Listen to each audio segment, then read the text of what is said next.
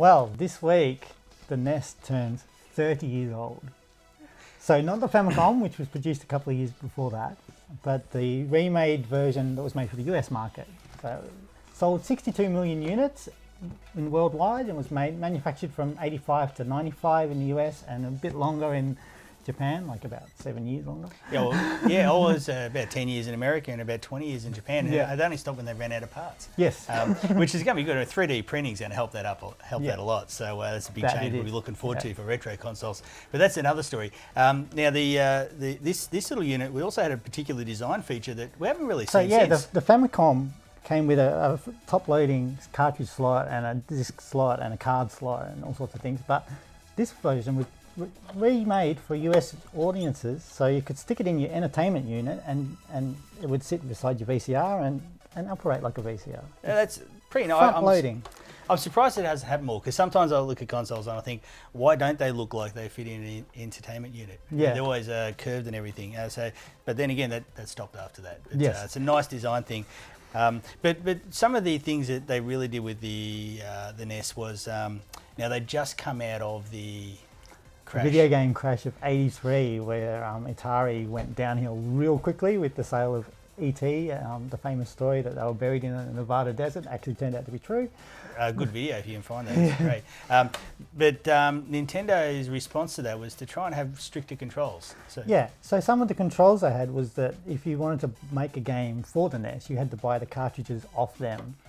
As a third-party developer, you were only allowed to be signed to Nintendo. You couldn't make games for any other company.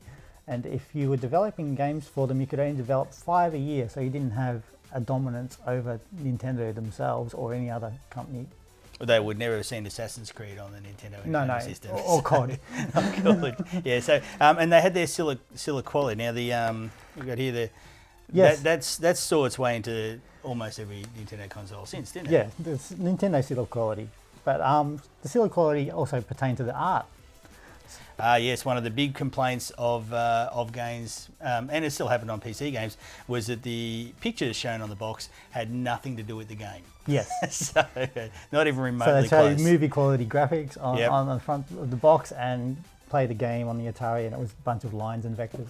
And so this one actually shows you what the game looks like. And that was one of the big complaints people had before it crashed. And also varying quality of games across consoles was Yes. another thing people were upset about. Now, there's Nintendo are one of two companies that made major changes to controller designs. Yes. So this is the controller for the NES. It was one of the first controllers, like gamepads, for a console-based system, because all the others before that had paddles, wheels, or joysticks. Joysticks were being the most popular. The Atari style ones, yes. Yeah. So this was a major redesign for the console market, and eventually this got rounder during the NES's lifetime, turned into basically a SNES style controller. And every controller since then has that same kind of design: the D-pad, the start select button, and the major button. And the big change after was Sony adding the dual thumbsticks. Analog, yeah. But that was based on the Game & Watch, wasn't it? Yes. The controllers from there. And also, it wasn't as concerned they could be stepped on, so this being flat means it was very durable. More kid-friendly. Yeah. Or kid-friendly. Now, that's the other thing Nintendo did. Yes. So most of their games were censored in some way. Not censored. They had strict controls over what can appear on their system. So there was no violence, there was no blood, that kind of thing.